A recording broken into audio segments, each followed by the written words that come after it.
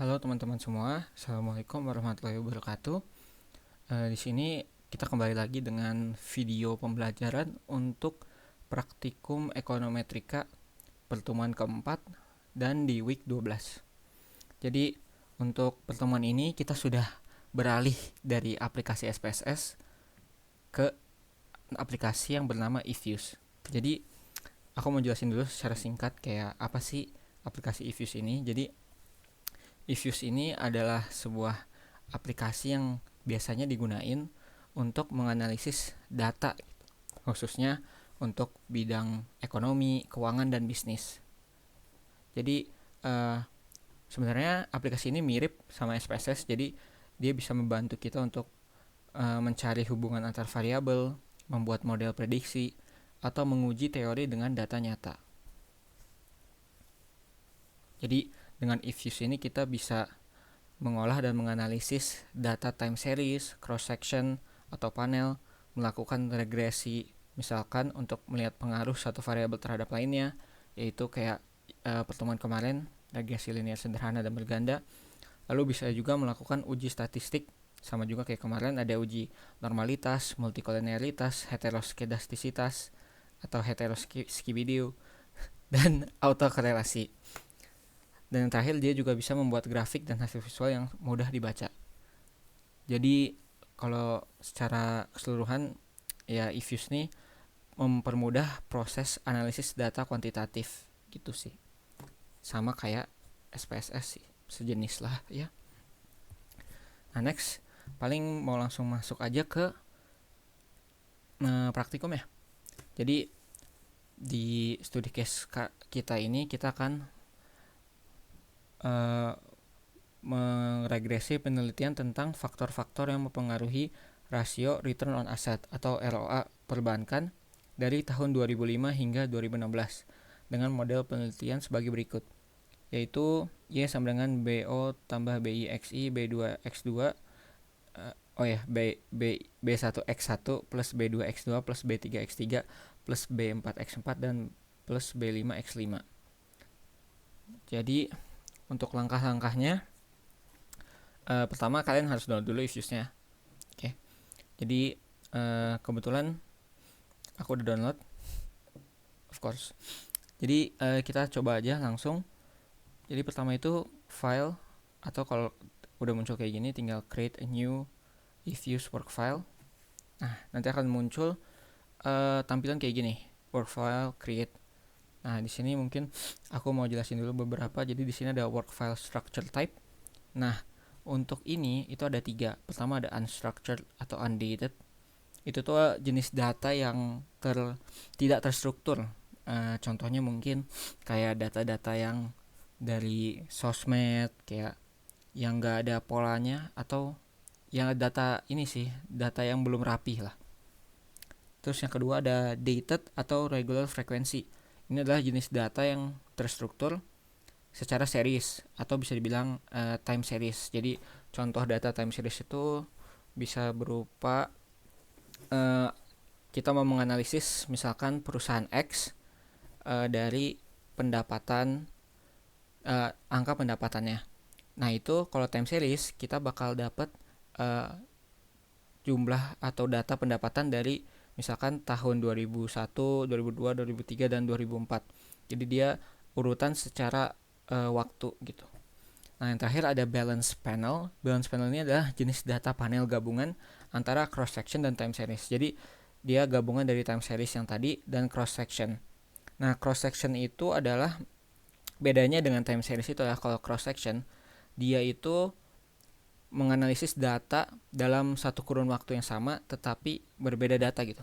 Oke, jadi kalau untuk cross section itu mungkin contohnya bisa lebih ke misalkan aku menganalisis data dari perusahaan Apple di misalkan kurun waktu 1 bulan. Jadi penjualan produk-produk Apple dalam waktu 1 bulan ini aku mau menganalisis. Jadi misalkan Apple menjual iPhone 16 itu dalam 1 bulan, misalkan total penjualannya itu nyampe 100 juta misalkan.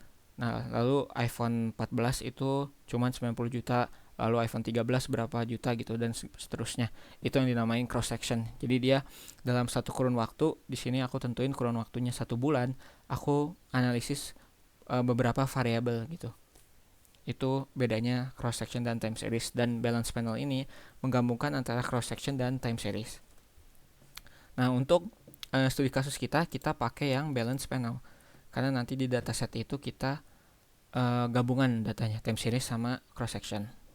Nah, jadi untuk panel specification ini untuk frekuensi dari jeda dari data yang kita ambil.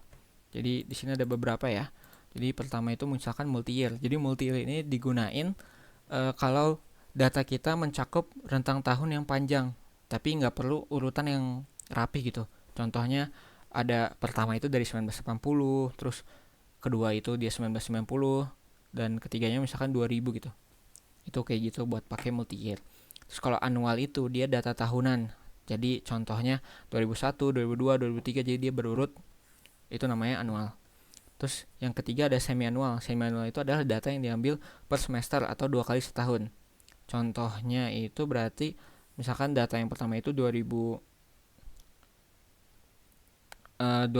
bulan ke 1 sampai 6, terus yang kedua itu 2001 bulan 6 ke 12 kayak gitu. Terus kalau quarterly ini ada data triwulan, yaitu 4 kali setahun. Contohnya itu misalkan dia datanya yang ada Q1, Q2, Q3, Q4. Jadi berarti kalau dalam setahun itu misalkan data pertama itu bulan 1 sampai 4, data kedua itu bulan 5 sampai 8, data dan seterusnya gitu. Terus kalau monthly itu adalah data bulanan ya. Jadi misalkan datanya itu per bulan, jadi Januari, Februari, Maret, April, Mei dan seterusnya. Terus ada bi monthly. Ini data 2 bulanan. Jadi dia datanya 6 kali setahun. Contohnya data pertama itu di Januari, data kedua itu di bulan Maret, data ketiga di bulan Mei dan seterusnya sampai Desember. Yang ketujuh ada fortnightly, itu adalah data 2 mingguan. Dia 26 kali setahun, berarti data pertama itu minggu ke-1 sampai ke-2, data kedua itu minggu ke-3, 4, data ke-3 itu 5, 6 dan seterusnya. Yang ke-8 nih 10 day atau tri-monthly, dia data setiap 10 hari dalam 1 bulan, berarti kurang lebih ada 3 ya. 3 kali berarti kan data pertama itu 10 hari pertama, data kedua 10 hari kedua, berarti 10 hari kedua, data ketiga itu 10 hari terakhirnya. Terus ada data contoh jenis ke-9 yaitu weekly. Weekly-nya data mingguan, cocok untuk biasanya saham gitu sih kayaknya. Weekly berarti data pertama itu hari 1 sampai 7, data kedua itu minggu selanjutnya berarti 8 sampai 14 dan seterusnya. Kalau daily 5 day week, data harian data harian untuk hari kerja saja. Jadi Senin, Selasa, Rabu, Kamis, Jumat. Habis itu dia balik lagi ke Senin, Selasa, Rabu, Kamis, Jumat. Kalau daily 7 day week berarti dia daily data per harian, cuman dihitung juga hari Sabtu Minggu atau hari libur. Jadi Senin, Selasa, Rabu, Kamis, Jumat. Kalau daily custom week ini kita bisa atur minggu. Kita bisa atur berapa hari dalam 1 minggu yang mau kita ambil. Bisa aja kita mau ngambil 3 atau 4 atau selain 5 atau 7 lah ya. Terus selanjutnya ada intraday, ini data per jam, menit atau detik gitu. Bisa kita set juga mau data per apa. Yang terakhir ada integer date, ini digunakan untuk data berurutan tapi bukan berbasis waktu. Jadi contohnya itu misalkan data pertama itu ID 1 di ID-in ID 1, data kedua ID 2, data ketiga ID 4 gitu. Jadi dia bukan dari data berurutan berdasarkan waktu atau tanggal gitu ya. Gitu sih. Jadi sekarang kalau untuk studi kasus kita pakai frekuensi yang annual karena data kita nanti itu per tahun gitu. Terus kita lanjut ke start date. Jadi start date ini kita tulisin tahun pertama dari data kita. Nah, jadi untuk start date ini kita akan lihat dari dataset kita. Datasetnya itu ada di file spreadsheet yang nanti akan aku share juga ke kalian. Jadi kalau kita lihat di sini untuk start date itu diambil dari tahun pertama yaitu 2005 terus end date-nya ya 2016 kalau di sini ya, tahun terakhirnya. Jadi kita tulis aja start date 2005, end date 2016. Nah, untuk number of cross sectionnya ada berapa? Nah, kalau di data kita ini dia ada berapa perusahaan sih? Di sini kita ada 1, 2, ada 10 perusahaan yang diambil datanya selama 10 tahun juga. Oke. Berarti sini kita tulis number of cross sectionnya 10 karena dia ada 10 perusahaan yang mau kita bandingkan gitu, saya bilang. Terus work file name ini nama work filenya bebas. Di sini aku mau namain praktikum ekonom week pertemuan 4. Oke. Kalau udah klik OK. Nah, nanti dia bakal muncul work filenya praktikum ekonom pertemuan 4. Terus langsung muncul kayak gini. Nah, kalau udah kayak gini, selanjutnya kita bakal pertama itu masukin objek atau variabel yang kita punya. Jadi pertama itu kita masukin objek atau klik objek terus new object. Nah, di sini ada banyak ya type of objeknya yang bisa kita pilih. Cuman kalau untuk kita sekarang kita bakal milih tipe objek yang namanya series, itu yang ini. Jadi tipe data objek ini tipe data objek series itu biasanya dipakai untuk data series yang yaitu data yang kita punya sekarang. Jadi kita pakai type of object series. Terus untuk nama objeknya itu bisa kalian sesuaiin dengan variabel yang kita punya. Kalian bisa tulis nama variabelnya, misalkan kalau sesuai studi kasus itu ada ROA, ROE, NIM, LDR, INFL, dan GDPS. Cuman kalau nggak mau ribet bisa juga ditulisin Y, X1, X2, X3 gitu. Biar lebih gampang sih guys. Jadi kalau di sini aku mau nulisin Y, tipe data object series. Oke. Nah, kalau udah untuk input objek yang lainnya kita copy atau kita klik dulu variabel Y ini, objek Y, terus kita copy, Ctrl C, terus kita Ctrl V. Nah, nanti bakal ada source Y, destination. Nah, di sini baru kita ganti X1. Jadi gini ya guys cara nambahin objeknya. Kalau udah kita klik OK, terus kita bakal tambahin sampai jumlah variabel kita sesuai. Kita itu ada X5. Jadi kita Ctrl V aja terus sampai kita dapat X5. Oke. Kalau udah kita bisa langsung mulai ke pertama kita masukin dulu datanya. Betul. Langsung. Jadi cara masukin datanya itu pertama kita harus klik dulu si objek ini semuanya tapi secara berurutan. Jadi awalnya itu dari Y terus X1. Jadi cara kliknya itu guys, kita klik atau tekan CTRL terus kita klik misalkan Y itu objek pertama, terus kedua X1, X2, X3, X4, X5. Jadi cara biar kayak gini tuh kita klik CTRL. Kalau udah klik kanan, klik open as group. Nah, nanti dia bakal buka as group kayak gini. Kalau udah kita tinggal copy aja datanya. Kita balik lagi ke spreadsheet kita. Nah, yang kita copy itu data dari ROA guys, bukan tahun. Jadi yang di copy itu ROA ini, set sampai GNP, bawahin kita copy, terus kita paste. Yes, oke. Nah, ini udah kepaste. Jadi kalau udah kepaste gini, kita save si datanya. Cara save-nya itu kita klik name, terus kita namain aja kayak apa ya, data set. Oke. Nah, jadi bakal kesimpan di sini ada namanya dataset. Oke. Nah, kalau udah kayak gitu, selanjutnya kita mulai ke namanya uji model data panel. Nah, di uji model data panel ini kita akan memulai analisisnya. Jadi pertama itu kita mau ada namanya uji common effect model atau uji CEM atau sebutannya pooled least square atau PLS. Nah, uji ini cara kita lakuinnya, kita sama kayak tadi, klik dulu secara berurutan dari Y, X1, X2, X3, X4, X5. Sorry. Set. Oke, kalau udah kita klik kanan, open, tapi as equation yang ini. Nah, dia bakal muncul specification kayak gini. Nah, untuk isi dari ini kita cukup pindahin C-nya ke sebelum X1. Jadi kita tulis C terus spasi. Oke. Kalau udah untuk uji CEM ini, untuk yang pertama kita ke panel option, pastiin cross sectionnya itu none ya guys. Kalau udah kita klik OK aja, langsung muncul ini hasil dari uji CEM-nya. Nah, kalau udah kayak gini, kita save dulu aja. Jadi cara save sama kayak tadi, klik name, kita tulis uji CEM. Oke, dia bakal save kayak gitu. Selanjutnya kita bakal lakuin uji fixed effect model atau uji FEM.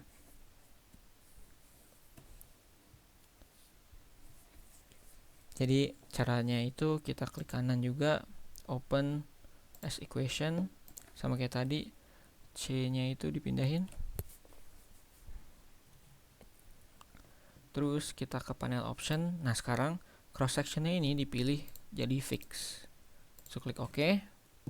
Kita save uji FEM. Oke. Nah, sekarang karena udah dapet 2 uji ini, baru kita lakuin namanya uji COW atau COW test. Jadi COW test ini adalah pengujian untuk menentukan model apakah model CEM atau FEM ini yang mana yang paling tepat digunakan untuk mengestimasi data panel atau uji data panel kita. Nah, jadi kita di sini tuh mau bandingin antara CEM sama FEM, mana sih yang paling bagus hasilnya. Jadi caranya itu, jadi ada ketentuannya dulu guys. Jadi ketentuannya itu untuk H0-nya itu adalah CEM adalah dipilih model CEM jika probabilitas di atas 0,05. Sedangkan untuk H1 atau jika kita memilih model FEM itu ketika probability kurang dari 0,05. Jadi untuk cara kita lakukan uji COW ini, pertama kita klik aja tadi layar hasil dari FEM yang udah kita save. Nah, ini muncul kayak gini. Terus kita klik view, terus kita ke fix random effect testing, terus ke redundant fixed effect likelihood ratio. Kalau udah, diklik aja. Nah, nanti bakal muncul hasilnya kayak gini. Jadi yang kita lihat itu di bagian probability yang ini, cross section chi-square. Jadi kalau kita lihat di sini, probability-nya itu kurang dari 0,005. Berarti artinya H0 ditolak ya, karena tadi kan H1-nya itu probability kurang dari 0,05. Berarti karena ini probability-nya kurang dari 0,05, maka H1 diterima. Yang artinya bahwa model yang terbaik untuk kita pakai itu dalam kasus ini yaitu model FEM. Jadi kalau udah kayak gini, kita save dulu aja. Cara save-nya itu beda, bukan name. Kita klik dulu freeze. Oke, kalau udah freeze baru kita klik name. Nah, kita ganti namanya jadi uji COW. Oke. Nah, terus gimana kalau misalkan yang hasil probabilitasnya lebih dari 0,05 atau H0-nya diterima? Kalau yang kayak gitu kan berarti yang terpilih adalah model CEM. Nah, kalau model CEM yang terpilih, maka pengujian model akan lanjut ke uji Lagrange multiplier. Itu ada uji lain, nanti akan dicontohin juga. Tapi karena kita sekarang yang terpilih itu model FEM atau hasil probabilitas kurang dari 0,05, maka selanjutnya itu adalah kita pertama melakukan dulu yang namanya uji random effect model atau uji REM. Jadi setelah kita lakukan uji REM, nanti bakal kita bandingin lagi si FEM sama si REM ini, mana sih model yang paling bagus dari keduanya. Oke. Kalau gitu, kita caranya sama kayak tadi, klik dulu Y, X1, X2, X3, X4, X5 secara berurutan, open as equation, C-nya pindahin ke X1, spasi, panel option, cross sectionnya diganti jadi random. Makanya dia namanya random effect model. Kalau udah, klik OK. Dapat hasilnya, klik name, ganti namanya jadi uji rem. Oke. Kalau udah, baru kita lakuin selanjutnya, yaitu namanya uji Hausman. Jadi uji Hausman ini adalah untuk membandingkan hasil dari uji FEM dan rem. Cara kita ceknya gimana? Hipotesisnya dulu. Jadi kalau untuk di uji Hausman ini, untuk hipotesis 0 itu adalah ketika probability lebih dari 0,05, maka model yang paling tepat digunakan adalah model REM atau random effect model. Tapi jika probability kurang dari 0,05, maka model yang dipakai adalah model fixed effect model, model FEM atau H1 diterima. Jadi caranya adalah kita ke objek uji rem, kita klik 2 kali. Terus kita sama kayak tadi, view fixed random effect testing, tapi kita pilih yang correlated random effect, atau di sini ada tulisannya nih, Hausman test. Oke, ini kita klik, dapat hasilnya. Di sini probability-nya 1, yang ini, atau dia lebih dari 0,05. Nah, kesimpulan diambil karena dia hasil probabilitasnya lebih dari 0,05, dia menunjukkan bahwa H0 diterima, artinya bahwa model terbaik adalah model REM. Nah, karena model yang terbaik adalah model REM, kita harus melakukan namanya uji Lagrange multiplier. Jadi uji ini itu untuk menguji apakah antara model CHEM dan REM mana model yang paling tepat. Jadi karena setelah tadi kita awal lakuin uji Chow, kita dapat uji FEM yang paling bagus, terus abis itu kan kita lakuin namanya uji Hausman ini. Nah, ternyata di uji Hausman bukan FEM yang paling bagus, ternyata dapatnya REM. Nah, kalau kayak gini kasusnya, kita harus bandingin lagi si REM ini sama si CHEM yang di awal, yang mana sih yang paling bagus antara kedua ini, gitu. Nah, jadi sebelum itu kita save dulu ini. Jadi pertama freeze, terus quick name, kita namain ini uji Hausman. Oke. Kalau udah, selanjutnya kita ke uji Lagrange multiplier. Jadi untuk uji ini kan kita bandingin CHEM sama REM, jadi nggak perlu ada tambahan objek. Jadi caranya itu kita tinggal ke bagian uji CHEM, klik view, fixed random effect testing. Nah, kita klik yang omitted random effect atau Lagrange multiplier. Oke, ini udah dapat langsung hasilnya. Kita lihat di sini itu untuk ini, kita lihat yang dari sini itu untuk probability-nya di 0,0000. Jadi hasil probabilitasnya dia kurang dari 0,05. Untuk uji Lagrange multiplier ini, untuk hipotesis nolnya itu adalah jika probabilitas lebih dari 0,05, maka H0 diterima atau model terbaik adalah model CHEM atau Common Effect Model.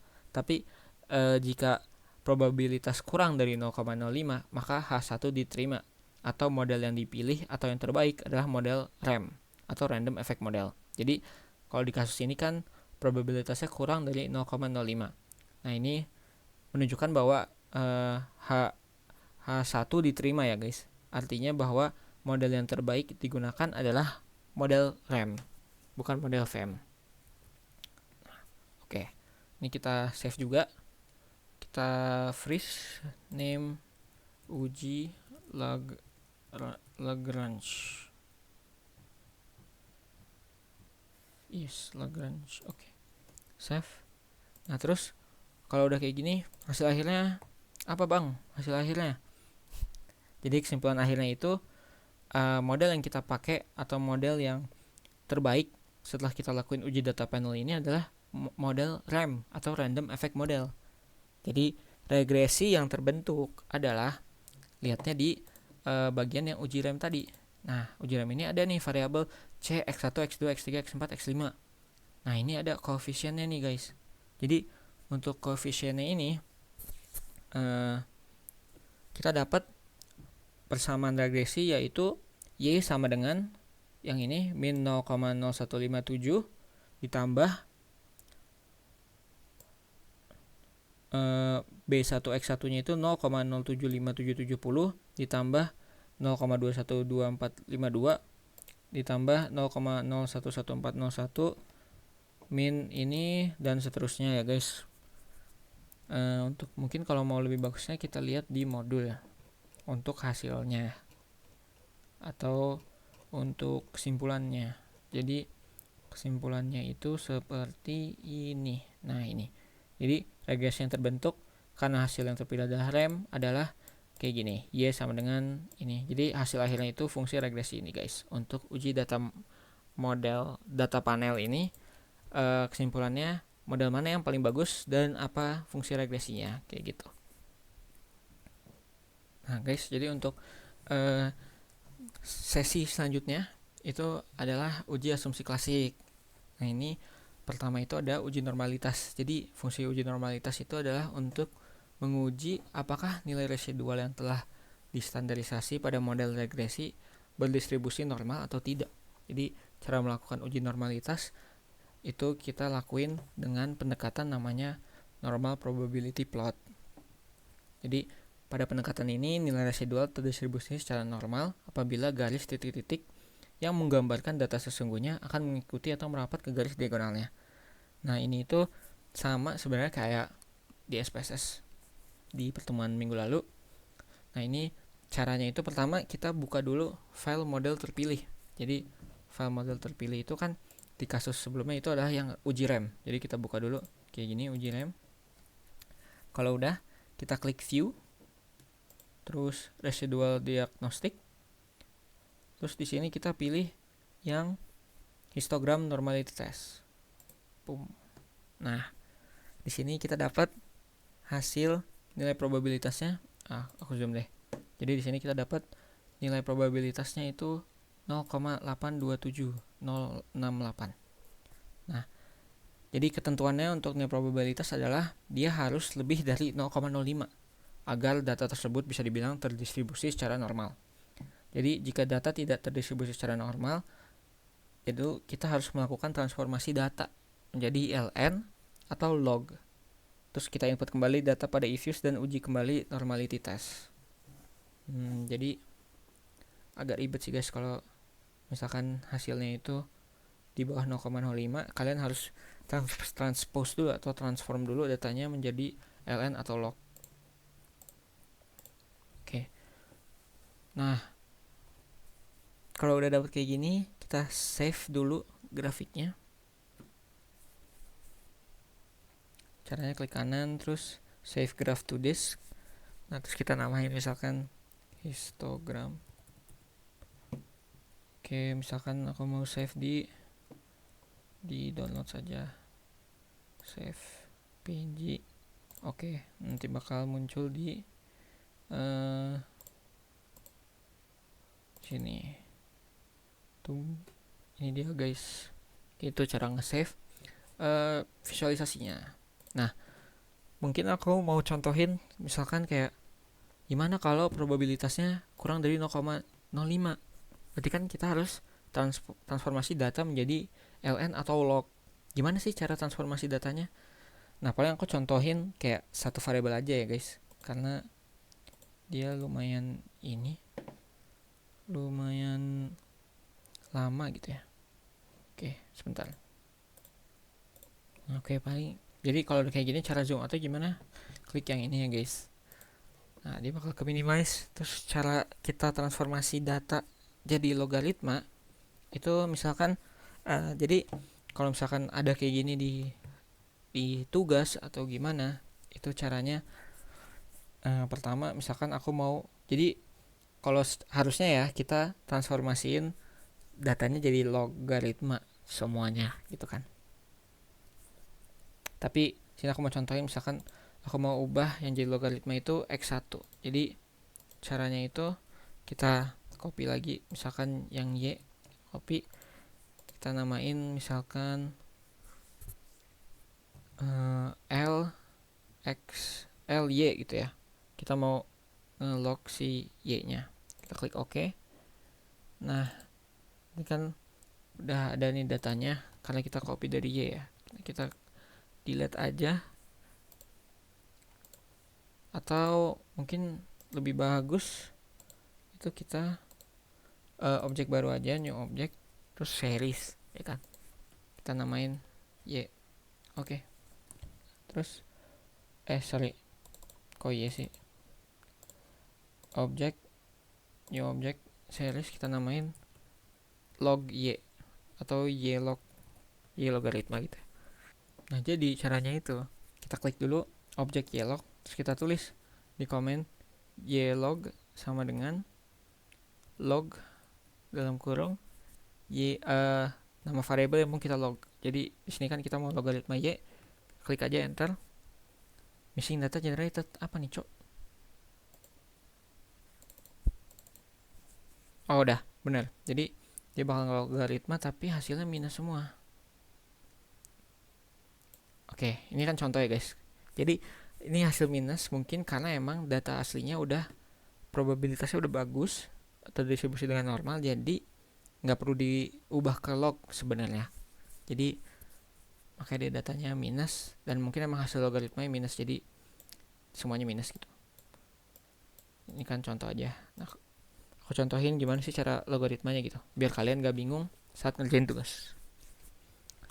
Oke, itu mungkin aku lanjut aja ke uji selanjutnya, yaitu uji multikolinearitas.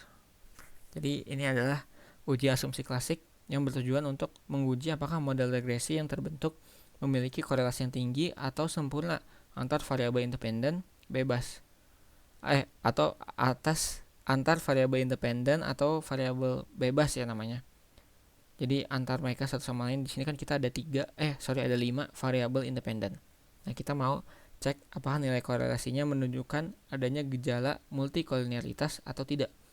Jadi ketentuannya itu adalah jika nilai korelasi yang dihasilkan kurang dari 0,9, maka tidak terjadi multikolinearitas. Tapi kalau dia lebih dari 0,9, maka dia terjadi kayak mendekat 1 misalkan, atau 9, itu terjadi multikolinearitas. Nah, multikolinearitas ini biasanya perlu dilakuin kalau kita melakukan regresi linear yang menggunakan variabel bebas atau independen lebih dari 1. Berarti contohnya regresi linear berganda, atau pada kasus kita saat ini kan kita pakai 5 variabel independen. Soalnya kalau variabel bebas atau independennya cuma 1, maka dia seharusnya tidak mungkin terjadi multikolinearitas, karena korelasi apa yang mau kita ukur, karena variabel independennya kan cuma 1 gitu. Oke, jadi caranya itu kalau udah kayak gini, kita klik quick yang di atas ini, guys, quick grup statistik, terus correlation, ya kan. Terus kita masukin variabel independennya apa aja. Di sini kan x1, x2, x3, x4, x5. Terus kita klik oke.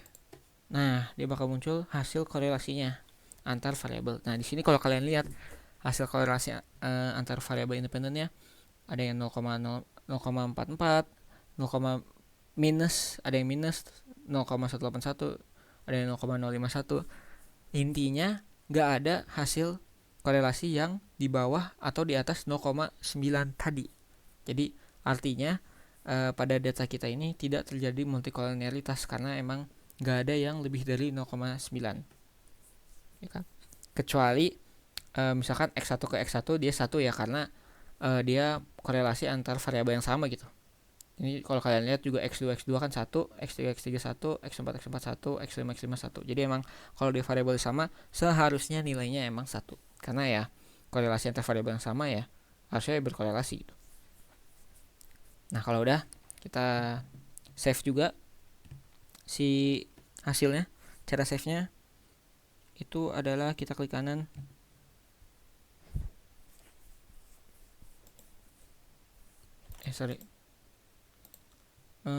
cara save-nya itu adalah kita freeze dulu, terus kita name misalkan uji multikolinearitas. Oke, kalau udah Kita klik kanan, save table to disk. Ini biar nge-save sebagai gambar. File name path.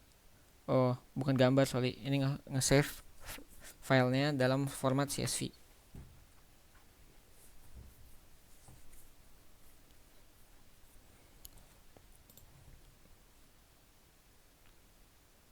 Gitu. Oke. Atau kalau untuk tugas sih cukup kalian screenshot aja ya guys. Oke, yang penting udah di save di sini. Berarti ini bisa kita exit. Yes, karena udah kita save di uji multikolinearitas ini. Oke, selanjutnya ada uji heteroskedastisitas atau uji skibidi. Ya, yang benarnya uji heteroskedastisitas ya guys. Uji skibidi itu sebutan aja untuk biar nyebutnya gampang. Jadi kalau kalian udah tahu juga, uji heteroskedastisitas atau skibidi ini merupakan uji untuk melihat ketidaksamaan varian dari residual untuk semua pengamatan pada model regresi. Nah, biasanya heteroskedastisitas ini cenderung terjadi pada data cross section, di mana data panel lebih dekat ke ciri data cross section dibandingkan time series. Kalau kasus kita itu karena ada data cross section, jadi mungkin aja terjadi heteroskedastisitas. Nah, cara kita ngeceknya adalah jika ada dua syaratnya gitu. Jadi kalau nilai probability-nya kurang dari 0,05, maka dia terjadi gejala heteroskedastisitas dalam model penelitian. Sedangkan jika nilai probabilitas lebih dari 0,05, maka tidak terjadi gejala heteroskedastisitas dalam model penelitian ini. Nah, untuk prasyarat yang memang harus kita penuhi itu adalah kita tidak mau terjadi adanya gejala heteroskedastisitas. Berarti nilai probability-nya harus lebih dari 0,05 agar tidak terjadi heteroskedastisitas. Nah, caranya adalah kita ke bagian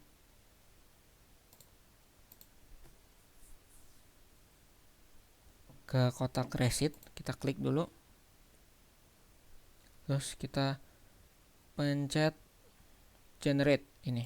Generate. Kita masukin rumusnya itu adalah ls abs sama dengan abs dalam kurung variabelnya itu receipt. Oke. So kita klik OK. Nah, dia muncul nih buat objek baru namanya res abs. Kalau udah kita pencet quick, terus ke estimate equation, terus kita masukin res abs c, terus x1, x2, x3, x4, x5. Habis itu kita ke panel option, cross section kita pilih random. Karena model kita yang paling bagus kan model RAM. Jadi kita di sini cross section pilih random. Gitu guys. Kalau udah kita klik OK. Alamak. Apa ini?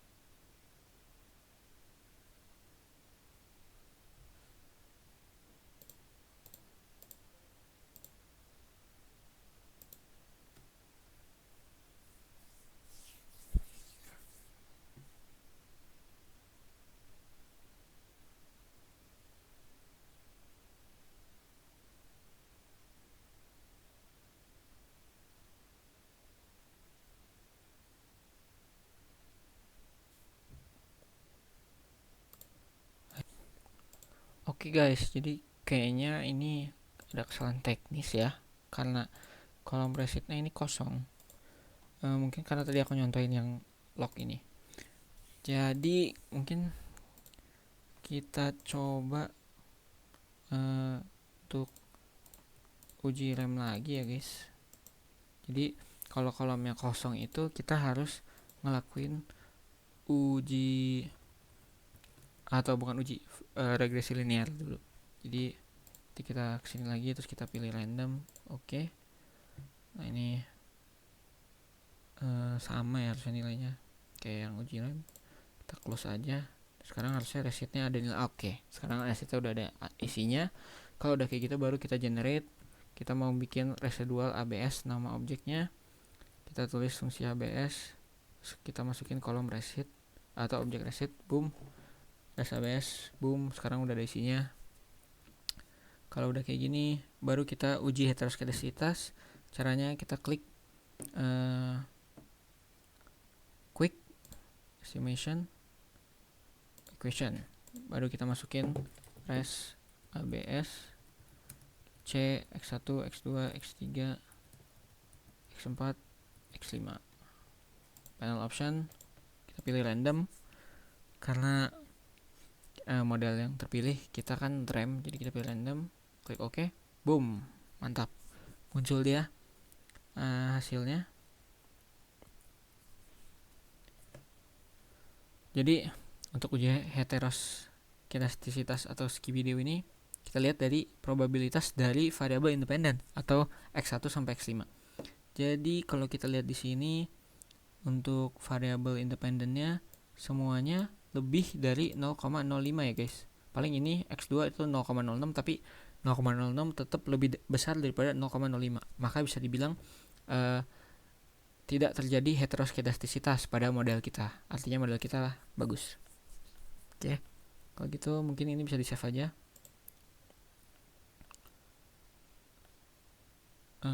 Kita freeze. Name uji heteroskedastisitas. Save. Oke, kita X. Yes. Selanjutnya ada uji autokorelasi. Nah, uji autokorelasi ini merupakan korelasi yang terjadi antar residual pada satu pengamatan dengan pengamatan lain pada model regresi. Autokorelasi hanya terjadi pada data time series. Jadi pengujian autokorelasi pada data yang tidak bersifat time series atau cross section atau panel.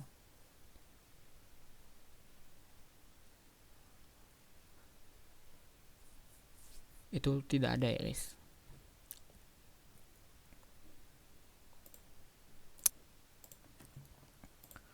Oke, jadi langkahnya itu pertama kita buka dulu hasil dari model terbaik kita, yaitu dalam kasus ini yaitu uji rem atau model rem. Jadi kita buka dulu seperti ini, klik 2 kali, terus kita lihat aja kita scroll ke bawah. Nah, terus kita dapat nih Durbin Watson, atau nilai Durbin Watson yang kita dapat itu sebesar 0,8205. Oke. Habis itu baru kita lihat kayak, jadi untuk nyari Durbin Watson itu kita perlu yang namanya nilai DL, DU, nilai 4 min DL dan 4 min DU. Nah, cara nyari nilai DL dan DU itu kan kita harus lihat dari tabel Durbin Watson. Betul? Betul. Jadi untuk lihat ke tabel Durbin Watson itu kita perlu namanya dua hal, yaitu pertama variabel K. Jadi K itu adalah jumlah variabel independen. Jadi kalau di kasus kita jumlah variabel independennya itu ada 5. Sedangkan kita juga perlu nilai N atau jumlah observasi atau populasi kita, yaitu data keseluruhan kita itu berjumlah 120 data. Setelah itu baru kita ke tabel Durbin Watson. Jadi ini aku udah ada tabelnya, dan kebetulan kita di signifikansi 5% atau 0,05. Jadi K sama dengan 5 ada di ujung, terus kita pasin ke 120 populasinya.